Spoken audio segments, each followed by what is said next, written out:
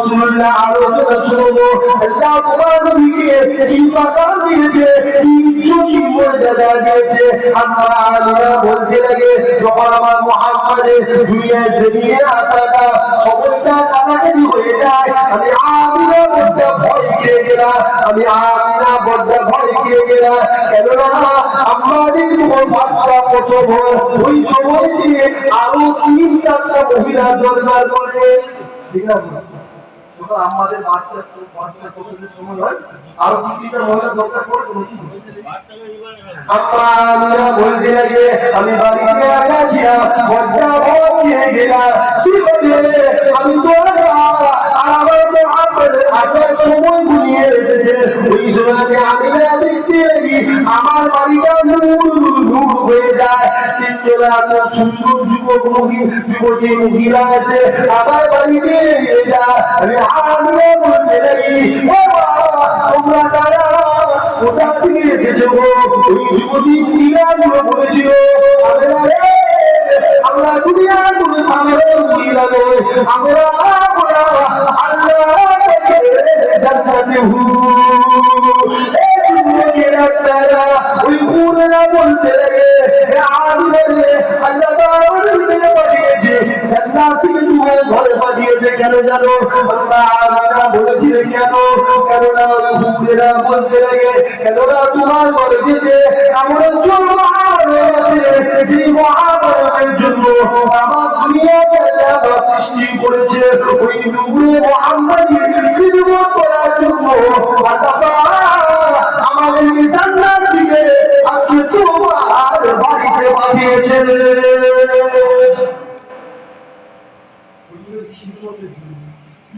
দুনিয়ায় আসবে খিদমতের দরকার নাকি? ওই খিদমতের জন্য আমার আল্লাহ ভুল পাঠিয়েছে। জোরে বলুন সুবহানাল্লাহ।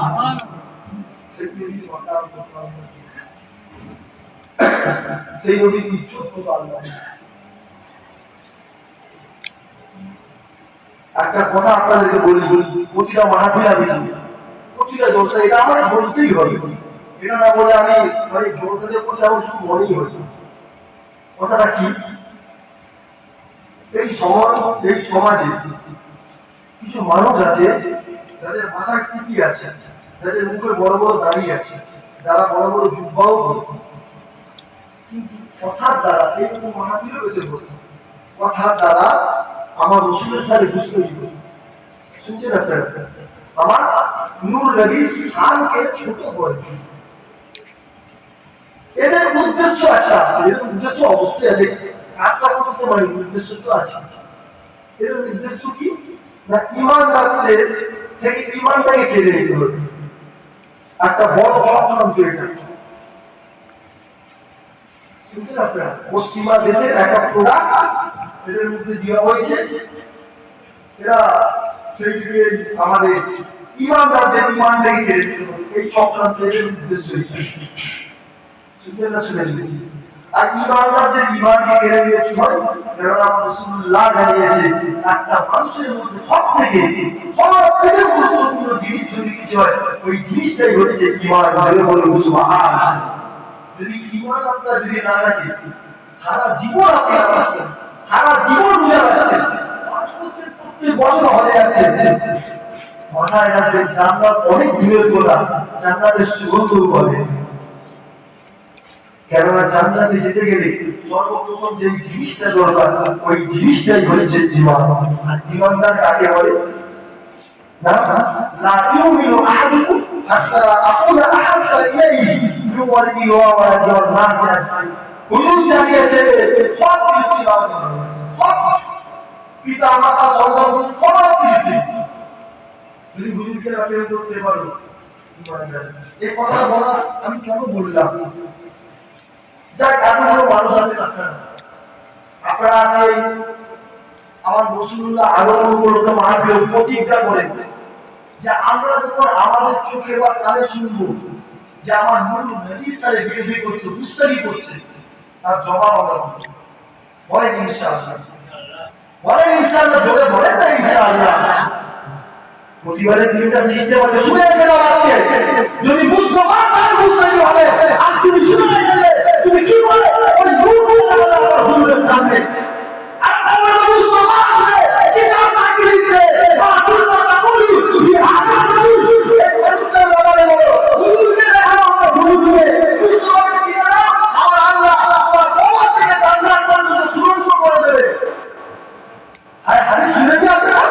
জান্নাত থেকে সুগন্ধ আসবে কিয়ামত পর্যন্ত মানুষ ঘুমাবে সুবহানাল্লাহ। আর কিয়ামতে যদি আমার রাসূলুল্লাহ কবরে জমিয়ে যদি চিনতে না পারো এ যুবক এত মান হবে এই মান সহ্য করে যাবে। আমি তোমাদেরকে বলছি, তোমাদেরকে বলার দায়িত্ব আছে। আজকে অগ্নি তোমরা নিয়েছো নাকি এই কথা বলা ইমানকে মজবুত করার কথা, ইমানকে আত্মমূল্যায়নের করা বলার অধিকার আছে না? বলেন আপনারা বলে আমি তোমাদেরকে বলছি প্রতিবাদের তিনটা সিস্টেম। ক্ষমতা তাহলে হাত দিয়ে করো, হাতের ক্ষমতা যদি না থেকে জবানের যদি ক্ষমতা থেকে জবান দিয়ে প্রতিবাদ করো। 3 নম্বর অন্তর দিয়ে ঘৃণা করো। এই তিনটার মধ্যে যদি একটা আপনার মধ্যে যদি না থাকে যেটা রাখেন আপনি ইমানদার নন। কেন সমাজে গুস্তাখে রসুলের অভাব নেই। এই গুস্তাখে রসুল থেকে আমাদেরকে দূরে থাকতে হবে। এই গুস্তাখে রসুল থেকে আমাদেরকে সাবধানে থাকতে হবে। আপনারা এই কথাগুলো বলছি খারাপ লাগে নাকি? আপনাদের যদি খারাপও লাগে আমার কিছু যায় না, এটা আমি বলবো গুস্তাখে রসুল থেকে মানুষকে অবশ্যই দূরে রাখার কথা চেষ্টা আমি করি ইনশাআল্লাহ। আমার আল্লাহ যতদূর নিয়ে যাবে পুরো সমাজটা ভরে দিতে বুঝতে গেল।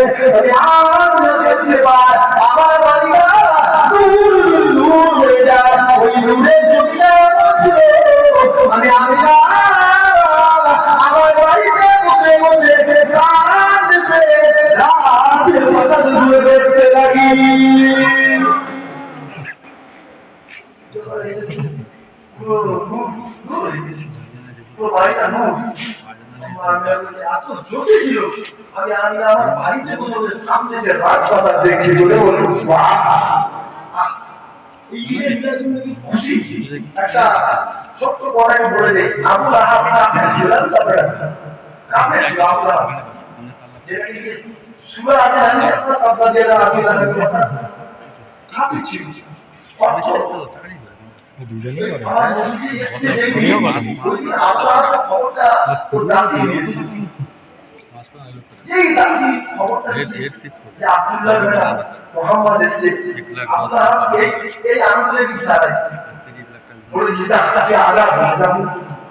এই যে বলে দিল খুশিটা যে মারা তার জন্য সোমবার আবু লাহাবের কবরে আজাব হালকা হয়ে যায়। কাফের যদি আমার নবীর আলো করে খুশি বানিয়ে তার জীব পেতে থাকে তা আমরা তো সেই নবী খুব মজে বাবা, আমরা খুশি বানালে পাবো না। কথা বলে আপনারা আমরা কষ্ট কাফের কি নবী দুনিয়াতে পেয়েছি। আমার আল্লাহ পাক স্রষ্টা সকল সৃষ্টির সেরা আমার আল্লাহ পাক আমার নবী মুস্তাফা জানে আমাকে করেছে বলে বলুন সুবহানাল্লাহ। সকল সৃষ্টির সেরা আমার রাসূল যেটা আপনারা সেই নবী পুরো দুনিয়ার জন্য তাসবিহ আমার রাসূলুল্লাহ ছোট ছিলেন, ছোট অবস্থায় খেলা করছিলেন। কিন্তু আপনারা কি বলবো কেন খেলা করছিলেন? তো আমাদের বাড়ি বাচ্চারা যখন ছোট থাকে তাদের জন্য খেলার প্রয়োজন হয় না হয় বাচ্চাদের জন্য খেলার প্রয়োজন হয় না কি? আমার রাসূলুল্লাহর খেলার দরকার ছিল, আমার রাসূলুল্লাহর খেলাটা রেখেছি। কিতাবের মধ্যে এসেছে আমার রাসূলুল্লাহ খেলা গিয়েছিল জানো, আমার রাসূলুল্লাহ ছোটবেলায় দুনিয়াতে দুলতে দুলতে খেলা করতেছিল। আমার রাসূলুল্লাহ খেলা ছিল আকাশে ওই চাঁদ, আমার রাসূলুল্লাহ দুনিয়াতে দুলতে দুলতে আকাশে চাঁদ থেকে ইশারা করতে আকাশের চাঁদটা আমার রাসূলুল্লাহ ইশারাতে তুলে গেছে। ছোটবেলায় আকাশের চাঁদকে দড়িবাঁধা করতে ইশারা করতে আকাশের চাঁদ হরিণের সাথে খেলতো, জোরে বলুন সুবহানাল্লাহ। সেই নবী আজকে তোমার আমার, সেই নবী দুনিয়াতে আজকে মুখ্যমন্ত্রী হয়ে এসেছি, সেই নবী আজকে দুনিয়াতে নেতৃত্ব হয়েছে। সেই নবীকে মহব্বত করে অন্তর দিয়ে প্রেম করে ভালোবাসে, ভালোবাসলে অন্তর দিয়ে মহব্বত করে। শুধু বাড়ি নবীগুলো বল আজকে আজকে জুলুস বের করে দিয়ে নবী প্রেমিক হওয়া যাবে, মাথায় রাখবে। বাড়ি নবীগুলো বলে আজকে জুলুস বের করে দিয়ে নবী প্রেমিক না। 364 দিন তোমার কোনো খবর নেই। আর বাড়ি নবীগুলো বলে আজকে জুলুস বের করে দিয়ে দাঁড়াই দেখি আল্লাহ আকবার। সারা নবী প্রেমিক জানতো। আরে নবী প্রেমিক, নবীর প্রেম তো তাকেই বলে আমার রাসূলুল্লাহ বলেছে মান আহাব্বা সুন্নতি ফাকাদ আহাব্বানি ওয়া মান আহাব্বানি আরামানি ফিল জান্নাহ। জোরে বলুন সুবহানাল্লাহ। আমার নবী বলেছে আমার সুন্নতকে ভালোবাসে, সুন্নত সে আমাকে ভালোবাসে, আর যে আমাকে ভালোবাসলো আমার সাথে জান্নাতে যাবে। জোরে বলুন সুবহানাল্লাহ। হুজুরের সুন্নতের একটা কিতাব কিনবেন আপনারা, বাংলা যেটা বাংলা পত্রিকায় কিনবেন বাজারে, বাড়িতে শুধু শুধু সময় নষ্ট করবেন না আপনারা। এখানে আজকে এই সমাজে মোবাইল নিয়েছে বাচ্চাদেরকে তো কমই শেষ করে দিচ্ছে। তারা মুরব্বীদের কথা বলছে, আবার যুবক ভাইদের কথা বলছে। আপনারা আমার রাসূলুল্লাহ সুন্নতের কিতাব এটা কিনে রাখবেন, ভালো লাগে কিনে হুজুরের সুন্নত কিনে পড়বেন। দুনিয়া আমার আল্লাহ পাঠিয়েছে দুনিয়ার চিরস্থায়ী নয় করার জন্য, দুনিয়া ক্ষণস্থায়ী। এখান থেকে পরিও করো আখিরাতের জন্য। এখন তো আমরা জুলুসের নামে ভণ্ডামি হচ্ছে, ভণ্ডামি দিয়ে রাখবে না। জুলুসের নামে সব বড় বড় ডিজে লেগে ড্রিঙ্কস করে জুলুস করে আবার কি অবস্থা। আল্লাহ মাফ করে আমাদেরকে এইসব বড় বড় ফিতনা থেকে আল্লাহ হেফাজত করে, বলে আল্লাহ আমিন।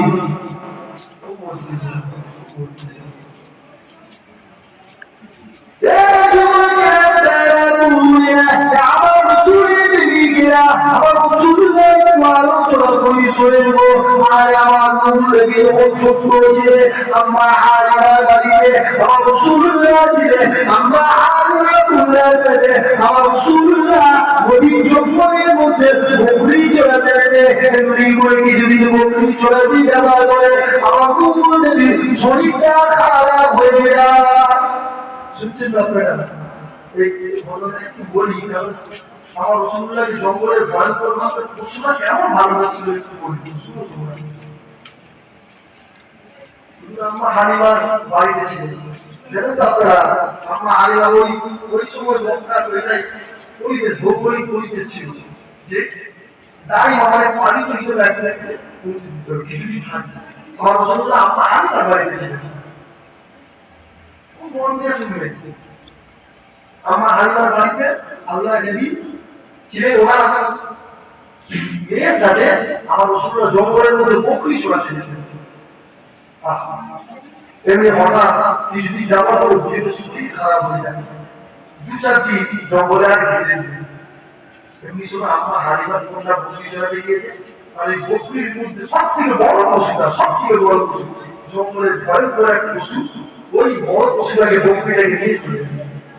আম্মা হালিমার কন্যা বাড়ি থেকে আম্মাকে বলছে, আম্মা আজকে আমাদের সবথেকে বড় বকরিটাকে জঙ্গলের পশু নিয়ে চলে গেছে। আম্মা হালিমা খুব কষ্ট পেয়েছে।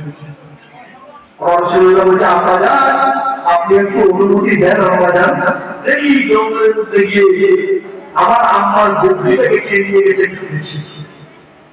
আম্মা হালিমা বলছে, ও তুমি ছোট, আমার বললে বলছে আমাদের একটু দেখ না, একটু দেখি, যে দেখে আসি।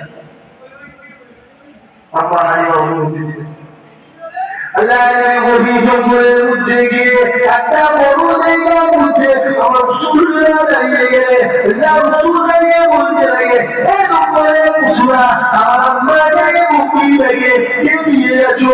ওই সময় জঙ্গলে ভয়ঙ্কর ভয়ঙ্কর পশুরা আমার নবীর কদম মুবারক হয়ে যায় আমার রাসূলুল্লাহ দেখতে লাগে কিন্তু আমাদের বকরি থেকে পাওয়া যায় আল্লাহ রাসূল বলতে লাগে এ জঙ্গলে কুসুরা আমাদের বকরি থেকে কে নিয়ে গেছো আমাদের বকরি থেকে ফেরত দিয়ে দাও আমাদের বকরি থেকে কেন নিয়ে গেছো কিছু বলতে দেখা বলি জঙ্গল থেকে একটা ভয়ঙ্কর পশু আমার আমাদের বকরিকে ভিজে ভিজে টেনে টেনে নিয়ে আসতে লাগে আমাদের বকরিটা নিয়েছে আল্লাহ রাসূলের কাছে হাজির হয়ে যায় আল্লাহ নবীকে ওই জঙ্গলের পশু তার মাথায় সালাম দিতে লাগে আসসালামু আলাইকা ইয়া রাসূলুল্লাহ হাবিবাল্লাহ আল্লাহ নবী সালামের জবাব দিতে লাগে বলতে লাগে বাবা জঙ্গলের ভয়ঙ্কর পশু যে আল্লাহ সৃষ্টি জীবনে আমার আমাদের বকরিটাকে কেন নিয়ে গেলে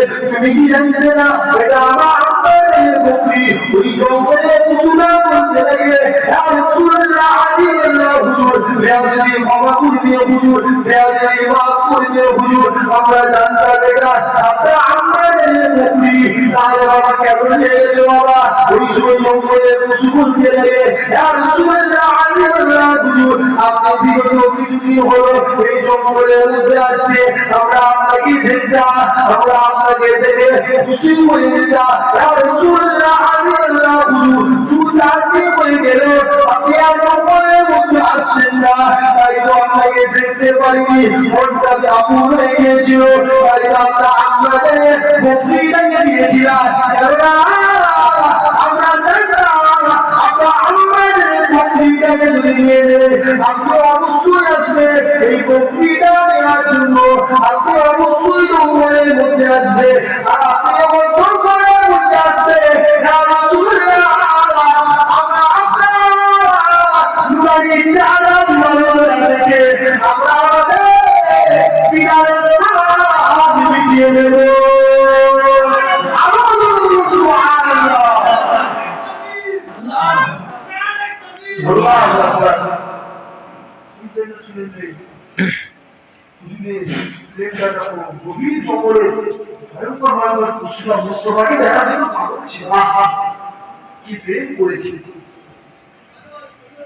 আজকে তোমাকে আমাকে আমার নবীর প্রেমটা সব থেকে বেশি অন্তরে হুজুরের প্রেম আছে হুজুরের মহাব্বত হুজুরের ভালোবাসা সব থেকে বেশি আছে যেটা এটা আমার নবীর প্রেমটা রাখাটা গুরুত্বপূর্ণ জিনিস আমাদের জন্য জরুরি বেশি সময় পর আমি একটু সালাম কথা দাঁড়িয়ে পড়ে যাচ্ছি দাঁড়িয়ে পড়বেন না বসে বলতে কেন দাঁড়িয়ে পড়বেন আপনারা দুটো কথা বলি নাকি দাঁড়িয়ে বসে তো বিশাল চিন্তা সবার শুনেননি আপনারা যারা ইউটিউব ফেসবুক সোশ্যাল মিডিয়াতে অ্যাক্টিভ থাকেন শুনেননি কিছুদিন আগে বলে দিল কিছুদিন আগে যে কিয়ামত বলা হারাম শুনতে আপনারা কি করে মোবাইল কিয়ামত বলা হারাম করে দিল কিছুদিন আগে কেউ যদি হারামকে হালাল বলে যদি হারামকে কেউ হালাল বলে সে ইসলামের দ্বারা তার নাম থাকে না বেঈমান হয়ে যাবে আর কেউ যদি হালালকে হারাম বলে সে বেঈমান হয়ে যাবে খুব মজবুত ইসলাম তো সোজা নয় তোমার ইমান চলে যাবে আমরা কেন কিয়াম করি না আমরা এই জন্যই দাঁড়িয়ে করি কারণ আমরা যে সালামটা যেখানে দেই তিনি আমাদের এই যে দুনিয়াবি কিছু নেতা আছে আমটা আপনারা প্রধানমন্ত্রী আপনার মুখ্যমন্ত্রী নাকি আরো আছে তো এই সকল নেতাদের নেতা সকল নবীদের সাইয়্যিদুল মুরসালিন সাইয়্যিদুল আম্বিয়া বড় জাহানের সুলতান তিনা কি সালাম দিল তাহিয়ে দাঁড়ালে আমাদের অসুবিধা আছে আর দ্বিতীয় কথা আপনাদের কে কি বলে আমি জানি তো আমি আমার মতো বলি দ্বিতীয় কথা আমি বক্তা সিদ্দিকের আপনি কেবলা সিদ্দিকের বলছি আমার দাদা দাঁড়িয়ে সালাম দিয়েছে আমিও আর আমার দাদা পরিষ্কার করে দিয়েছে বাবা কেউ যদি সালাম দিতে বসে যায় তাকে তোমরা জোর করে দাঁড়াতে পারবে আর কেউ যদি দাঁড়িয়ে সালাম দেয় তাকে জোর করে বসে করাবে কেন ইসলাম অশান্তি চাই ইসলাম শান্তি জরুরি তাহলে আবু বকর দাঁড়িয়ে সালাম দেন আমার যারা মুরিদ হবে আমার যারা অনুসারী হবে তোমরাও দাঁড়িয়ে সালাম দেন অতএব আমি সেই কালামের মুরিদ সিলসিলা অনুসারী আমি দাঁড়িয়ে পড়বো আপনারা যারা পড়বেন দাঁড়িয়ে পড়বো আর যারা পড়বেন আপনাদের ব্যক্তিগত ব্যাপার আপনারা আমার নূর নবী দাঁড়িয়ে সালাম পড়িয়া নবী